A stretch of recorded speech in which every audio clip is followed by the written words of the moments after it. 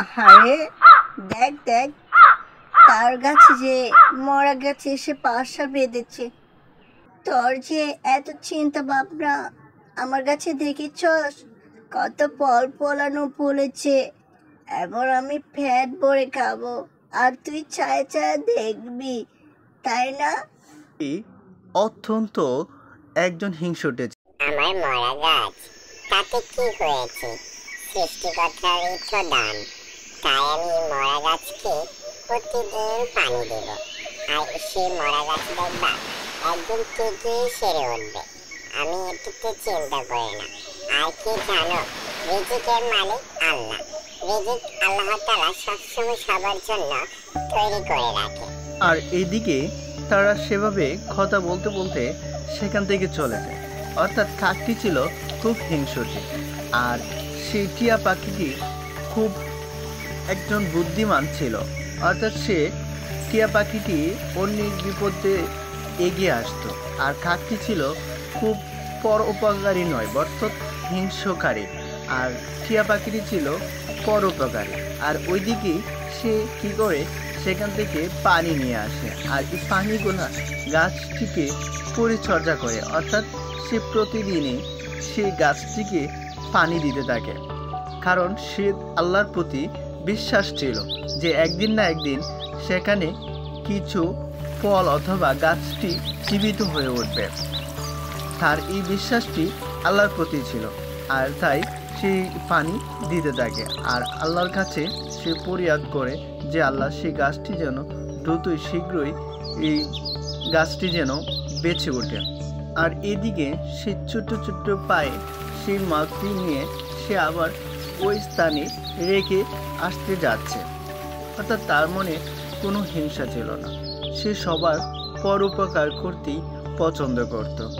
আর এদিকে সে আবার উঠতে উঠতে তার বাসার দিকে চলে আসে। অর্থাৎ বাসার দিকে আসলেও তার মন কখনো খারাপ হয় না, কারণ তার আল্লাহর প্রতি বিশ্বাস ছিল একদিন একদিন আমার এখানে গাছে ফল ধরবে।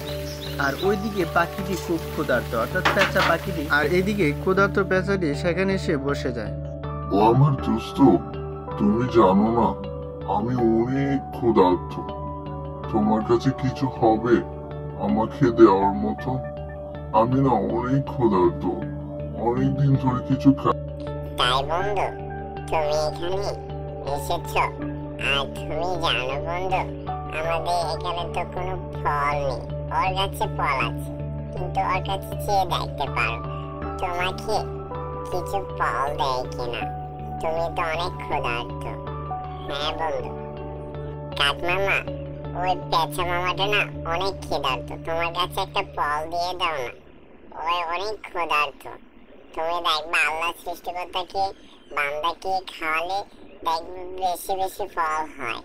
তুমি একটা দিয়ে দাও না, অনেক ক্ষুধার্ত। আমার কাছে তো কোনো ফল নেই, তাকে আমি দিয়ে দিতাম। তুমি দিয়ে দাও না একটা ফল তাকে, আমার খুব খেতা। তোর দরদ মাখা মুখের কথায় আমি গলে যাব না। আমার গাছে ফল দিয়ে দিলে পরে আমি কি খাবো? হ্যাঁ, তোর কথায় আমি পথে বসবো নাকি? তুই তো গাছে না কিছু পাস না, ঘুরে ঘুরে বেরিয়ে দু একটা খাবার পেলে খাস।